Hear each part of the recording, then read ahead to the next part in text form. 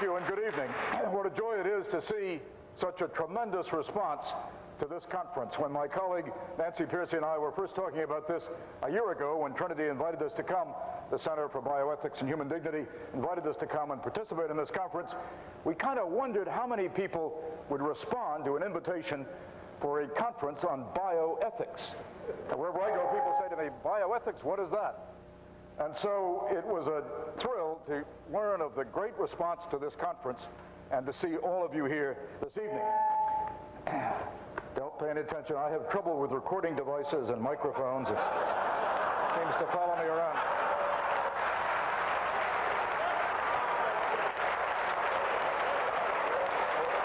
Actually, no, this is a very risky business. I don't know how many of you realize how difficult it is to get up and give talks. And over the years, since I do so much of this, I've sort of collected some of the things that people said in public occasions and public events. And you have to be very careful you don't do this. Richard Nixon, when I worked for him in the White House, and he flew to Paris to be at General Charles de Gaulle's funeral. When he got off the airplane and the whole French press corps was there, Nixon stepped forward and said, "This is a great day for France."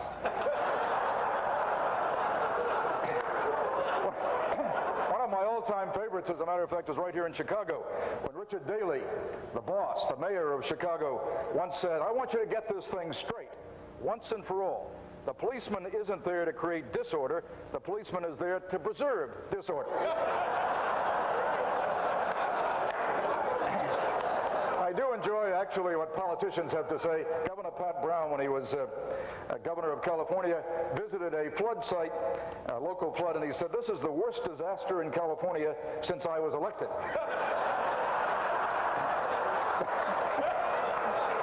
But it isn't all politicians. One of my all-time favorites, the Jerry Goldman, who was broadcasting the Padres baseball game and got very excited attempting to tell radio listeners about a fly ball hit by a member of the opposing team. He said, "Winfield goes back to the wall. He hits his head on the wall and it rolls off. It's rolling all the way back to second base. This is a terrible thing for the Padres." Not very good for Winfield either. One of my favorites in the old days was in the days of radio, before television, Harry Von Zell. I don't suppose there's anybody here old enough to remember Harry Von Zell, but he was an announcer in the 50s, and he said, "This portion of Women on the Run is brought to you by Phillips Milk of Magnesia." So I will do my best, I assure you, to choose my words this evening very carefully. There's a wonderful novel written by the late Walker Percy, who was a great Christian novelist. It's entitled Thanatos Syndrome. And in it, probably the most compelling case is made for the sacredness of life by Percy, who was a great writer and a great novelist, and who wrote about, in the Thanatos Syndrome, a dark vision of the future when there would be qualitarian life centers in the 90s that would spring up all across America as a result of the landmark case of Doe versus Dade, when the court decreed with solid scientific evidence that the human infant does not achieve personhood until 18 months. And at the qualitarian centers, one could conveniently dispose of unwanted young and old alike. Two of the great characters in the book, Thanatos Syndrome, that Walker Percy has created. One is a psychiatrist who's a very well-educated man from an Ivy League university, and the other is a priest who's slightly mad. And in one of the great confrontation scenes, the priest is in a tower and he won't come down, and the psychiatrist is trying to talk him down. And the priest looks down at the psychiatrist and he said, "You are an able psychiatrist, on the whole, a decent, generous, humanitarian person, in the abstract sense of the word. You know what is going to happen to you?" And the psychiatrist looked up and he said, "What?" And the priest looked down and he said, "You are a member of the first generation of doctors in the history of medicine to turn their backs on the Hippocratic Oath and to kill millions of old, useless people, unborn children, born malformed children, and all for the good of mankind. And to do so without a single murmur from one of you, not a single letter of protest in the august New England Journal of Medicine. And do you know what you're going to end up doing?" The psychiatrist, "No, I say." The priest aims the azimuth at me, but then he appears to lose his train of thought. "What is going to happen to me, Father?" I ask before he gets away. Oh, he says, absently appearing to be thinking of something else, you're going to end up killing Jews. Quite so. Abortion has always been about more than abortion. The issue of life, the quality of life, Paul Johnson, the great British historian, says that the great issue of the 20th century was totalitarianism, and the great issue of the 21st century will be life. Abortion only opened the gates. Next will be the kinds of things that will be discussed here over the next few days: cloning, eugenics, controlling life. And then eventually euthanasia, not so far down the road as a matter of fact. And then simply killing Jews. I'm so grateful to Trinity International University for sponsoring this conference, and more importantly, for sponsoring the Center for Bioethics and Human Dignity. I first came in contact with Nigel Cameron a decade ago when he was at Rutherford House in Scotland, and was thinking about ethics from a Christian perspective as we look at the extraordinary advances taking place in the field of medicine. And how do Christians reflect on this? And at the time Nigel was concerned with this, virtually no one in the Christian community cared about this. And now the Center for Bioethics and Human Dignity, I think, is performing one of the really frontline services in the Christian world to alert Christians to one of the most crucial areas, the next step from abortion on the road to killing Jews, and to awakening us to all of the issues that we're going to have to deal with. Most people don't do this. And I was on an airplane a couple of years ago now, and there was a young man, and he was a flight across the country, and he was a very bright-looking fellow. I saw him spot me as I was walking down the aisle, and as the plane took off, we had about a 4-hour flight. He came walking over to me, and he said, "Oh, Mr. Colson, I wanted to meet you, and I appreciate your books." And he said, "It's just wonderful." He said, "I'm going to be a missionary." I said, "That's wonderful." He said, "As soon as I finish school." I said, "What are you studying?" He said, "I'm studying molecular biology." I said, "Where do you want to be a missionary?" He said, "Well, I want to go to South America. My parents were missionaries in South America." I said, "You're studying molecular biology and you want to be a missionary in South America?" "Oh, yes, I want to serve the Lord." I said, "Have you ever thought you could serve him as a molecular biologist? We don't have many Christians in that field." The fellow said, "I hadn't thought about that." Went back to his seat. Before the plane landed in California, he came back to me and he said, "Mr. Colson, thank you. I can be a missionary as a molecular biologist." First lesson in developing a Christian worldview and thinking is that we have to bring Christian truth to bear in every single walk of life, and certainly now in the medical field, where there are such extraordinary technological advances that need to be understood from the standpoint of a Christian worldview. Now let me simply say what I'm going to do this evening. Tomorrow and the next day, you're going to hear from some of the best informed people in America. My colleague Nancy Piercy, I count among those, on the subject of the bio half, the biological research, genetic engineering, the scientific aspects. When you see bioethics, bio stands for the biological endeavors. The ethics stands for the question not of what we can do, which is what the first half of bioethics is about, but ethics stands for what we ought to do. How ought we live? The great ought question. And so this evening I would like to address the second half, though it'll seem a little bit out of sequence, but this was the night in which I could speak. And so you'll hear the bio parts of it over the next couple of days, but maybe in the course of that you can be thinking of the ethics part of it, that is, what ought we do? Critical that we understand the pressures that are going to be on us as a society, quickly upon us. Just think what a tempting prospect it is, that we might really be able to improve the species. Think about it. I mean, the utopians have always wanted to create the perfect world, the brave new world. In the 60s, the utopians believed we could do it with social engineering through politics. It failed. Everybody now, from President Clinton right across the political spectrum, is saying big government has failed in its effort to bail out the ghettos and to help the poor. Social engineering of the utopians of the 60s failed. Now, we can really be utopians in the Petri dish. We can create the perfect person, the perfect race. Of course, there's a small downside, as Nobel Prize winners Francis Crick and James Watson said, who proposed that we examine the newborn to see who is fit to live, because if we're going to create the perfect race, then of course we have to weed out the unfit. What a temptation.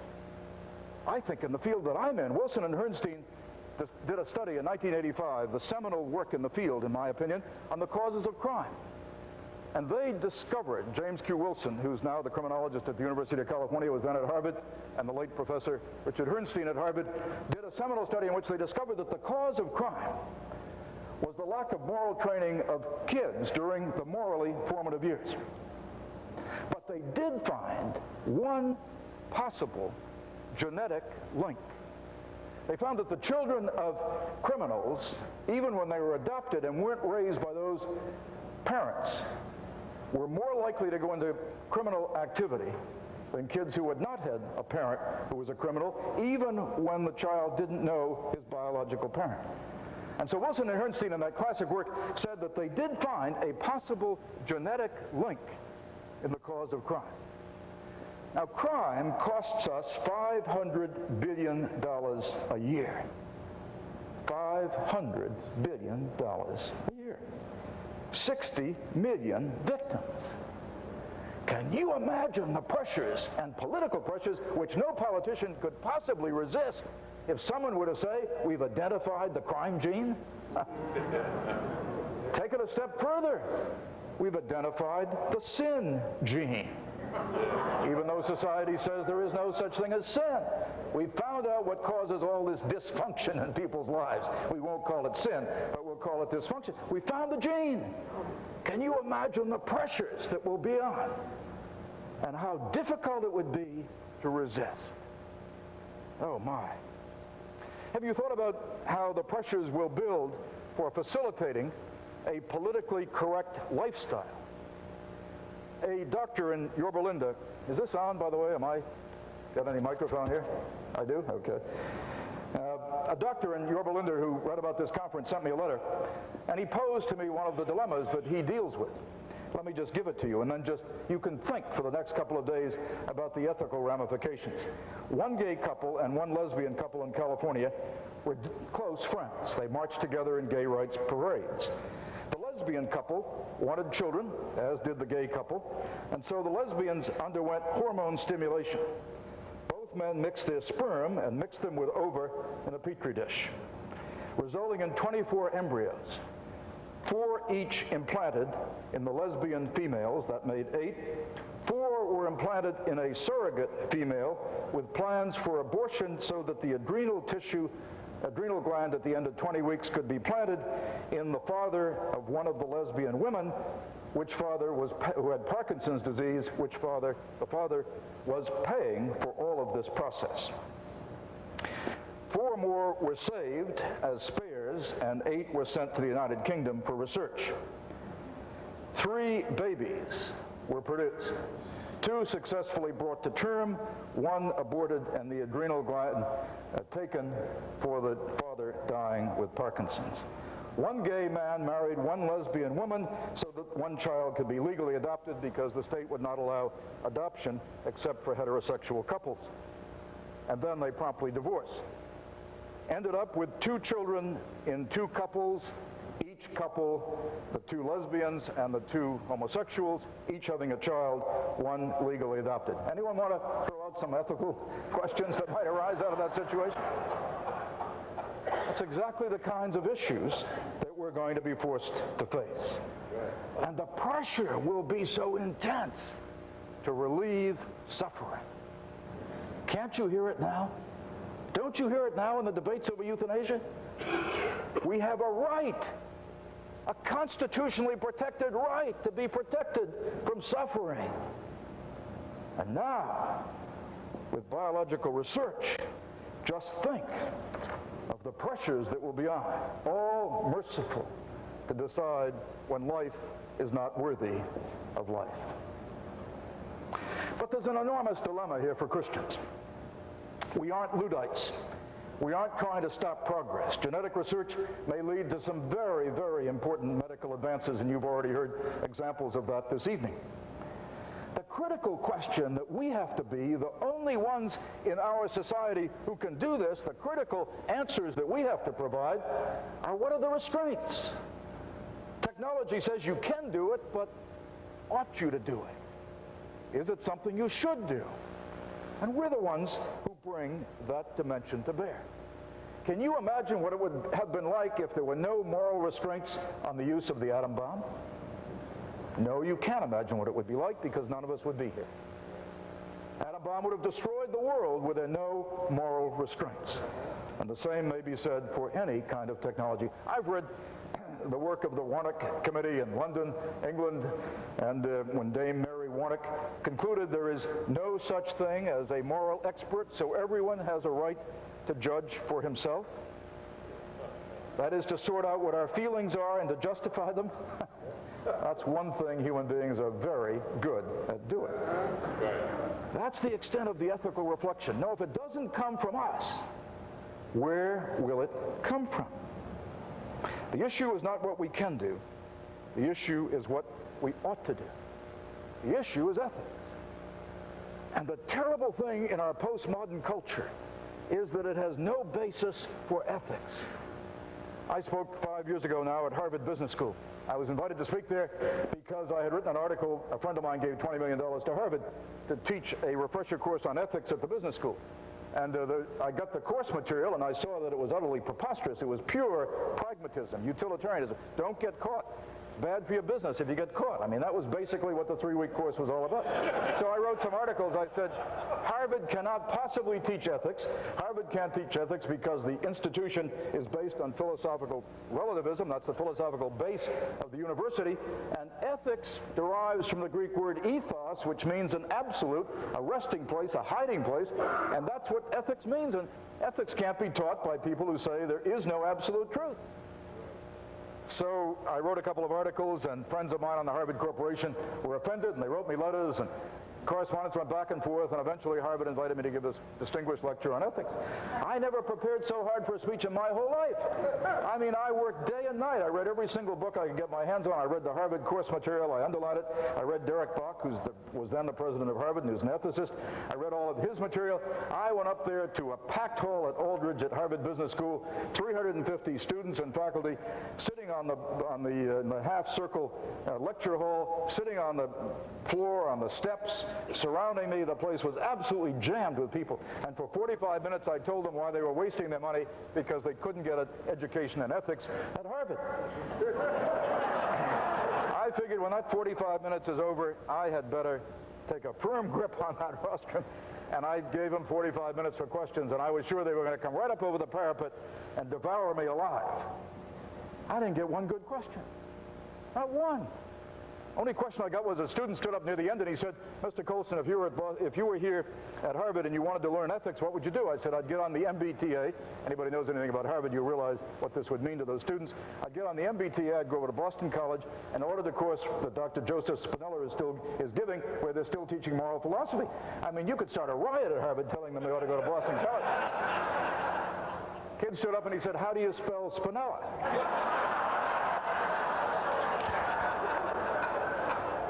Don't even know the questions. I asked afterwards to the students that I met with ahead of time, I said, why didn't they wrestle with me? Why didn't they argue with me? Exactly the same thing happened to me a couple of months ago. Bill Gustafson, who's on our staff, was with me up at Yale when I spoke on the death of the rule of law at Yale Law School. And no tough question. The postmodern mind has erased any understanding of truth and an objective moral order, and so they can't even challenge you. And as a matter of fact, they don't even want to bother, because they figure this antique comes in here and talks about a system of thought that is so outmoded now, why even bother to debate it? But no society that can't think about ethics is going to be able to restrain the avalanche of medical technology and breakthroughs that will occur, that will only be used for good if there's some moral restraint imposed upon them. And that moral restraint has to come from us. Now, the problem in the postmodern mind and the postmodern culture in which we live is that the ought question, and that's the question I hope you'll be dealing with over these next few days, the ought question, what ought we to do, is trumped by another statement that was first introduced into the vocabulary by Arthur Leff, who was a professor at Yale Law School, who gave a lecture at 1979 at Duke University about what had happened to the law. And Leff said that the law has lost its authority because the problem is that when you look at the law today, you can challenge the law with the great barroom question, says who? And nobody can answer. In the postmodern era, that question can't be answered. And so we say things ought to be this way, and that's trumped by the great barroom question, says who? And thus the postmodern mind is stymied. This is what that wonderful, feisty Berkeley law professor, Philip Johnson, if you've ever heard him talk, you'll know what a great mind he is, and being used so powerfully in the kingdom. His book, Darwin on Trial, and his most recent book is absolutely, Reason and the Balance, absolutely marvelous. Philip Johnson simply says, this is the modernist impasse.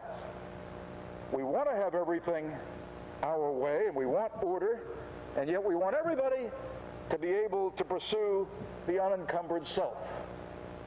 We want everybody to be able to do whatever they feel like doing, and yet when that results in chaos, then we complain.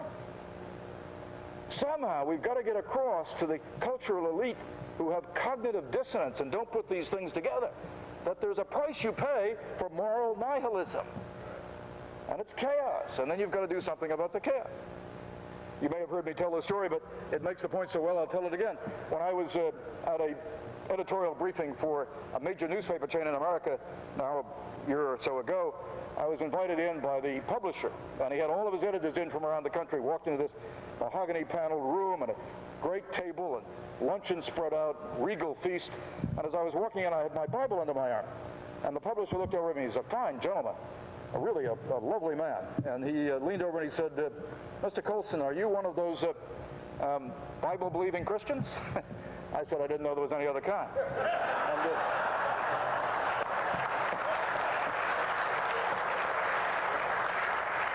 And we sat down, and then I started talking about the criminal justice crisis in America and the problems. And he said, you know, he said, I've got to tell you, he said, I probably have offended you, but he said, I'm the fellow that took the Ten Commandments down off the classroom walls here in our city. He said, our paper ran the campaign. I said, why did you do that? He said, well, we don't want to offend anybody. I said, well, the Muslim believes in the Ten Commandments. The Jew obviously does. Moses wrote them with God's dictation. And the Christian certainly does. How many Buddhists do you have in your school system? And even the Buddhists believe in the last half of the Ten Commandments. And he said, well, we don't want to, this is an enlightened era. People would be free from religious interference. They get very far that way. So then I talked about the history of American jurisprudence, and it's resting on the basis of the lex divina, the law of God. You go into the House of Representatives, and you'll see in the fresco around the top of the wall, you'll see all the faces of the great lawgivers, and looking down on the Speaker of the House is Moses. And that's the basis of our law. I didn't get anywhere that way either. And about 10 minutes later, I'm in the middle of my first course, and our shrimp cocktails, and same publisher leans over and he said, Mr. Colson, have you read the latest Josephson Institute study that shows that half the kids in school are stealing from one another? He said, it's a terrible thing, all the stealing going on in our schools. What do you say we can do about that? I said, maybe you can put a sign up on the wall that says you shall not steal. Somehow we got to get the connection across. I mean, somehow they got to see the consequences of what they're doing. The crisis of cultural authority, the says who, that trumps all the ought questions, turns on a fundamental question. Is there truth? Same question Pilate asked, which echoes through the centuries. What is truth? Is there truth? Francis Schaeffer used to come to platforms, I can remember 20 years ago, when he was so ill, and he would stand up on that platform in his squeaky little voice, wearing his knickers and his goatee, looking like an eccentric who came out of the Swiss Alps, and that's just what he was, and he would shout, the issue is truth, flaming truth, true truth, meaning that there is some objective reality. There is some ultimate point from which all else flows, as we just read, in fact, in the Scriptures. 67% of the American people in 1991 said there's no such thing as truth. That's the reason for the postmodernist impasse. But it's getting worse. 1995, George Barna asked that same question, and it wasn't 67% of the people, but 72% of the American people said there's no such thing as truth. Now, of course, we evangelical Christians are out there defending truth, aren't we? Before you get smug and self-righteous, in 1991, when Barna asked that question of the secular world, he also asked it of evangelicals, serious, committed Christians. 52% in 1991 said there's no such thing as truth. In 1995, 62%. As evangelical Christians, we're losing our grip on truth faster than the secular world. How can we argue there is truth when we ourselves say there's no such thing? It's at the root of the conflict of worldviews. The abominable thing in the Christian world today is that most Christians don't even know what that term means. And even when you explain what it means, they don't understand what it has to do with them. It has everything to do with them. Christianity is not Jesus and me, I'm saved, hallelujah. It is that God is Lord of all, that Jesus is Lord of all of the universe and all of creation, and that the Christian's job is to take every thought captive in obedience to Christ and to see all of the world through God's eyes and to recognize that the battle that we are fighting is a battle of two distinct antithetical world views. Those worldviews are in conflict. One of them is secular, that is, of this age. One is historic, eternal. One is naturalistic, that is, what we see around us, nature is all that there is, just what we can observe. One is supernatural. One is utopian, believes that man can create his own brave new world. One believes that man is a sinner desperately in need of restraint of the grace of God. One is utterly humanistic, that is, man-centered. But actually, being naturalistic cares little about man, ironically. The other is theistic, that is, God-centered. One is utterly pragmatic. Whatever works, do it. The other is idealistic. One is relativistic, one is absolute. Stop and think about these terms and you'll realize that they're absolute opposites. And that's the battle we have to fight. And there's no good saying that we can win the so-called culture war going on in America if we don't understand the character and nature of the battle. We're losing it. Peter Berger has a wonderful expression. Peter Berger at Boston University, the sociologist. He says that that America is a country of Indians ruled by Swedes. And what he means by that, and I'm of Swedish ancestry, so don't take this personally, what he means by that is Sweden is the most irreligious nation on earth, and India is the most religious nation, and we are a nation of Indians ruled by Swedes. The Swedes have won. They control the centers of thought and influence in American life. What's happened in the postmodern impasse? What has happened because the says who trumps the ought question is that the two restraints that hold a society in check, I call them the firewalls against the raging inferno of sin that is natural to us. Those firewalls have collapsed. One is the inner restraint of conscience. The other is the external restraint of the law. In the 60s and 70s, we experienced a cultural revolution in America. Existentialism. Find your own way, do your own thing, overcome the nothingness of life by your own heroic individualism. We thought it was all about hippies with beads and long hair and tie-dye shirts.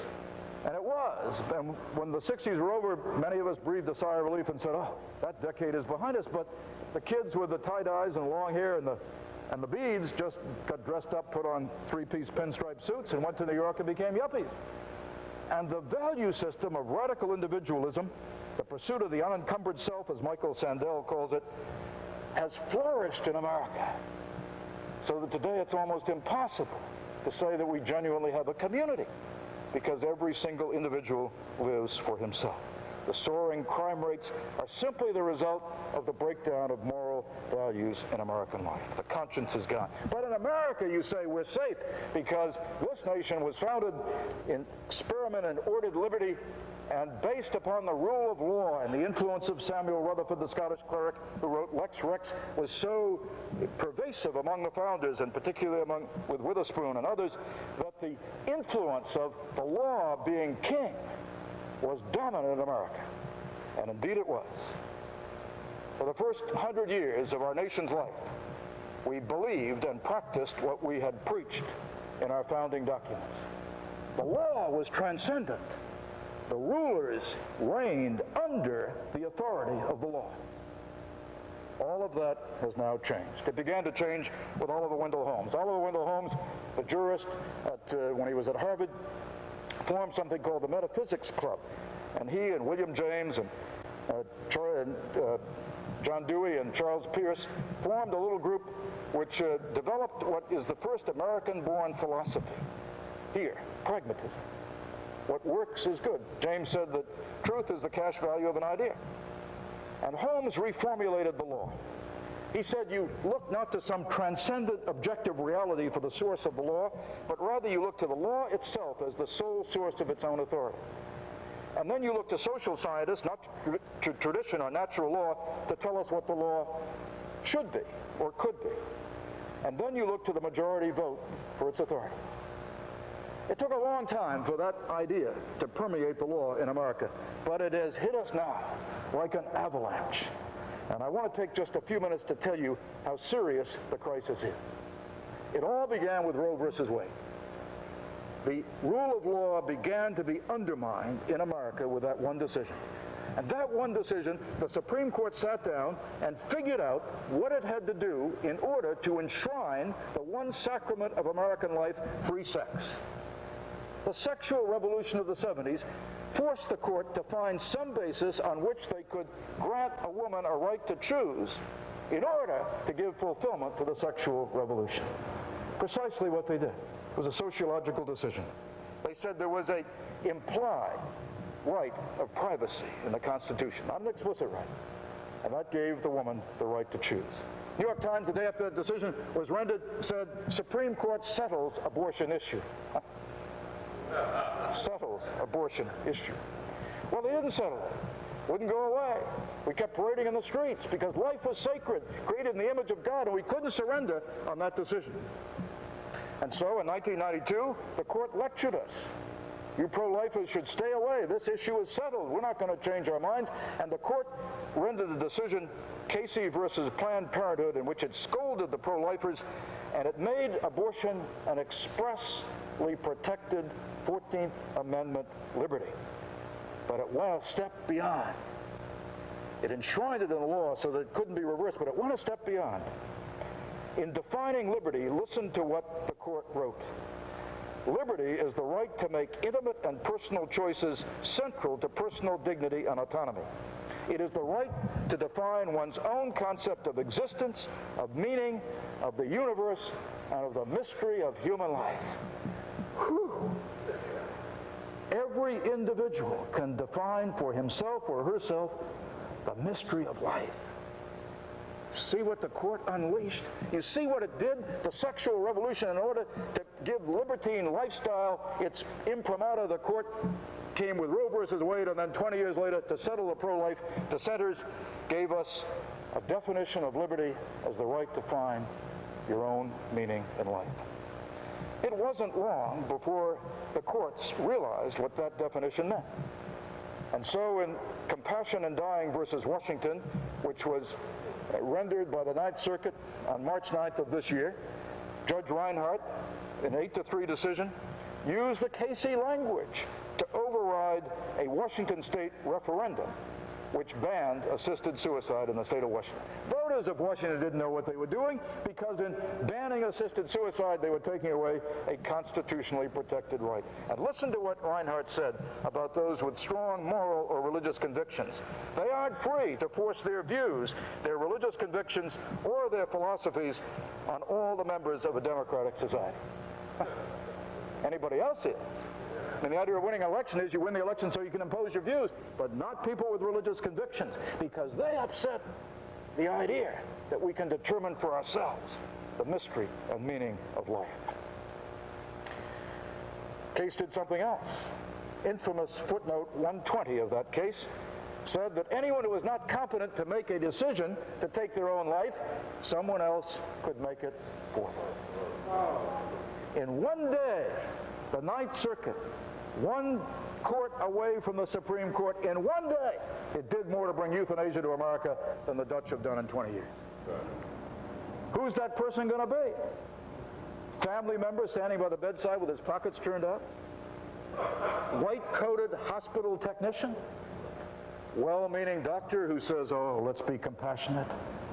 Let's let people gently pass away.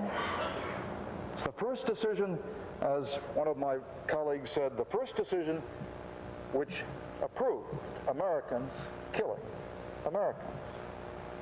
Very shortly thereafter, the Second Circuit in New York did exactly the same thing, and again, using the Casey language as the basis, and then came the coup de grace. The coup de grace which has brought an end to the rule of law in America. An end to the rule of law. Was the case of Romer versus Evans, May 20, 1996, 6-3 decision, overturning Colorado's amendment which prevented jurisdictions in Colorado from setting aside a special civil rights protection depending on who you sleep with at night. First time. But in overturning that amendment, listen to what Justice Kennedy said. Laws of the kind now before us raise the inevitable inference that the disadvantage imposed is born of animosity toward the class of persons affected. A bare desire to harm a politically unpopular group cannot constitute a legitimate government interest.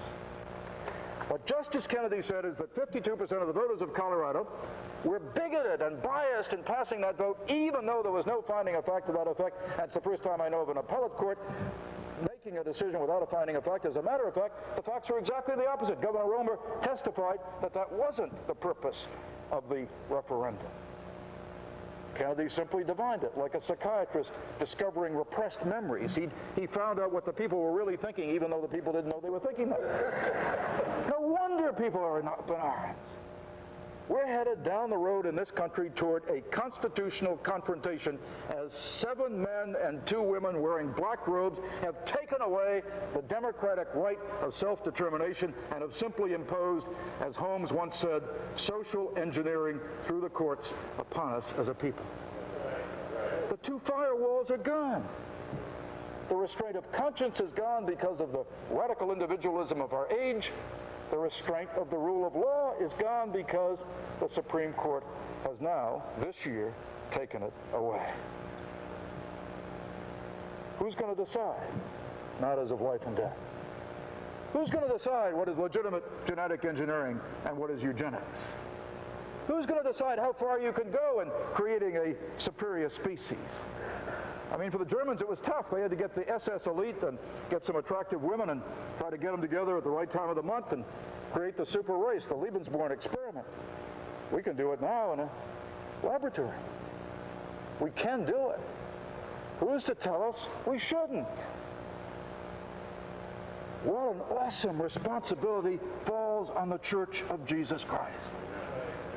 Lonely battle that we will fight as we begin to say to this society, yes, you can do these things, but you shouldn't do them. As I bring this to a close tonight, I've posed to you what I consider to be the environment in which you're going to have to wrestle with ethical questions affecting medical, biological technology, genetic engineering. The ethics half of the bioethics.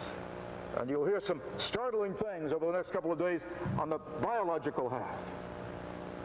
But the more startling they are, and we're not against progress, but the more startling they are, the more fearsome they can become if we don't figure out how to develop those moral restraints. There would be a real cause for despair, wouldn't there? If all we had going for us was 300 or 400 people in this room, an excellent bank of scholars here at the Bioethics Center, and some of us who are concerned about this and talk about it from time to time, we'd really be in trouble. But God's people are never outnumbered. There's never a cause for despair. Despair is a sin which the Christian must never commit. And times have been very bleak for the Christians before. As a matter of fact, we do some of our best things in the bleakest of times. I mean, look at the first centuries. My gracious, half the known world came to Christ in the first century as Christians were being lighted as human torches in the Roman arenas. When the Goths and Vandals overran Europe, Christianity retreated to tiny monastic outposts in the western part of Ireland. But those monks worked at draining the swamps and building the roads and illumined manuscripts, and eventually the gospel counterattacked and built Christendom and the golden era of Christianity in Europe. And certainly in Eastern Europe, where many of us in this room I know have visited, and Russia, we know that all through that period of intense persecution, the church remained strong and vibrant. Sure, grim assessment. But two things the church must do. Two things those of us in this room must do. One is to develop a well-reasoned Christian apologetic in the issue of medical and biological ethics. We've got to be prepared when the Apostle Peter said, be prepared to give a reason for the hope which is within you with gentleness and reverence. He's talking about being able to explain the truth of Christian revelation, not just to be able to give the four spiritual laws, but be able to say why God cares for all of his creation. What is the reason for the hope which is within us? We've got to be prepared to defend a Christian view of ethics in a world which has disdained it and which raises the trump always says who. We've got to be able to say, we'll tell you who said it. Not only God, but the moral order of the universe and the absolutes that all civilized societies have lived by. And second, it's absolutely critical that we be the church. I don't think there's ever been a time, in modern times at least, when it has been more urgent for the people of God simply to be the people of God. What is our primary witness to the world? By this, the world will know that you are my disciples. Your love for one another. That's how the quality of the Christian life is being measured today, by our love for one another. Are we a loving community? Do we radiate that love of Christ? Do people see something in us that they so desperately yearn for but can't articulate? It's deep in every human heart. But do they see us running around having our great theological battles in public, or do they see us snidely berating one another, or do they see us genuinely as a community of loving believers? The world will measure us, not so much by what we do, but by what we are and who we are, and if we live in biblical fidelity. When I was here in Chicago 3 years ago for the Templeton Prize, I was interviewed by PBS. Extraordinary experience in the Blackstone Hotel. Bill, I mean, I think you were with me in that hotel room. And the PBS crew came, and Bill Watts, who's our area director here in Chicago, and I think was with me at that very time. And we were in that hotel room, and this crew got up all their lights and their cameras around, and this woman walked in, all made up, and she, you could see beneath the heavy makeup, the lines of life and the scars and the bruises, and she'd been through a lot. You could tell her. And she sat down, and she was full of self-confidence and poise, and she was going to challenge me, and she did on several occasions. And finally she got to a point and she said, cameras are grinding away, and she got to a point, she said, Mr. Colson, how can you be so sure of your faith? I said, well, I know God. I know what he has done in my life. I said, let me just give you one little illustration. And I then told her the story of when I was in prison. Been there 7 months. Learned that I was disbarred in one state where I'd practiced law. My dad had died, my mother was alone, and then one day I learned my son had been arrested and was in jail for marijuana possession. He was then in college. About the darkest day of my life, the most desperate feeling I ever had in my life. The other Watergate people had all been set free. They'd been sentenced by another judge, and there I am in a jail cell all by myself, and my son needs me and I can't get out. I got a phone call. Al Quie, then the 7th ranking Republican in the House, later governor of Minnesota, member of my little prayer group, the men that had surrounded me when I became a Christian and were discipling me and loving me. And Al said, Chuck, I've got a date with President Ford tomorrow. I'm going down. I found an old pre-Civil War statute that one man can go in and serve another man's prison sentence. I'm going to ask President Ford if I can come in and serve your sentence so you can go home. As I was telling the story, I looked over, the camera was running, I looked over and there were tears rolling down, mixed with the mascara, rolling down the face of this interview. And she stopped the camera. And she went back into the washroom and she freshened her face and cleaned up and put her makeup back on, came back out, took several deep breaths and recovered her poise, and she said, now we're going to film that scene over again. I said, all right. And so I repeated the same story, and as I did, I looked over this time, and down her face, the tears were just pouring as I was telling this story, and she didn't pay any attention at all. Later, I talked to that woman. She'd been in church in Iowa as a kid, been turned off. She said, I realize now, talking to you today, I've got to get back to church myself. Yeah. See, the world would desperately love to know it's true if they could just see us living it. And so the two answers that I have for you for the dilemma that we face as believers in absolute truth. We believe that truth is Christ. All things are made by him, for him, and through him, are held together by him. The universe. We believe there's absolute truth. And we've got to defend that. And cultures are changed not so much by intellectuals. Oh, sure, America is a nation of Indians ruled by Swedes. That's true. But the Indians can revolt. And when the Indians really get up in arms and they start telling their neighbors what's really going on, and when you really start talking about the modernist impasse with your friends in terms they can understand, you can begin to change the culture. Right. Great movements, as Wesley proved, begin not from the top down. Fads are from the top down. Movements begin from the bottom up. An apologetic Christian people with a biblical worldview, with an informed Christian mind, thinking Christianly, can begin to change their neighborhoods as they go to their secular friends and neighbors and explain to them the truth. There is an objective moral order. We don't make our own laws for ourselves. The laws are made for us. There's certain rules. You can break a physical law and you'll pay certain consequences. You break a moral law and you're going to pay certain consequences as well. Right. And you can make that kind of an apology. And in the process, I would urgently plead with the church to be the people of God, to reach across all of the divisions and denominational barriers that we've created, and to reach out in love to brothers and sisters, and to let the world see a loving community coming together. To be the church. Why do we do what we do? I guess the question I'm asked more than any other single question. 20 years ago this summer, we began prison fellowship. Awesome things that God has done. And 23 years ago, on August 12th, in a flood of tears, I surrendered my life to Jesus Christ. Nothing has been the same since, and nothing can ever be the same again. And I think back on those 23 years, I think of all the wonderful things that have happened, the doctorates that I've earned, that I've been awarded rather at various universities and colleges, and awards my books have gotten, and the Templeton Prize, and all those things. I think about all the great things of the last 23 years. You know the most significant thing I think about? August 12th, when I put out my own stones of remembrance and I look back on the great things God has done in my life. The greatest single thing is that he sent his son to die on the cross and take away my sin.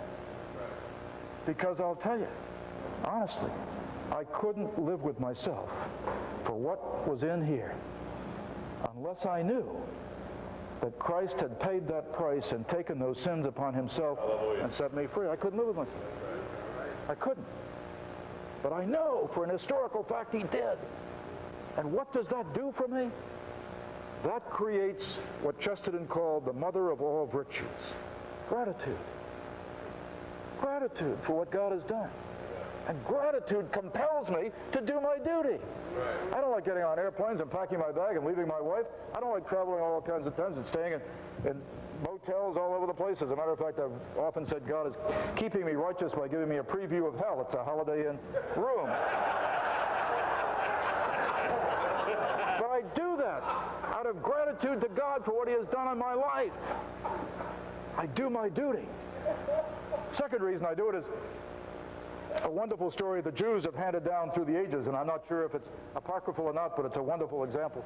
The old man that was standing outside of the gates of Sodom and Gomorrah shaking his fist, saying, "Stop that debauchery, that abomination before God." And the young man came up beside him and he said, "Save your breath, old man. You can't change them. Stop screaming." He said, "I know I can't change them, but I'm going to keep screaming so they don't change me." That's right. Keep screaming. That's right. So that the world doesn't suck us in. That's right. That's right. And thirdly, remember always that in the darkest night, the smallest flame from a match can be seen at the greatest distance. We serve a great God. He calls us only to be faithful in a loving community and to defend what we know to be true. And He's sovereign and will do the rest. God bless you. Have a wonderful conference.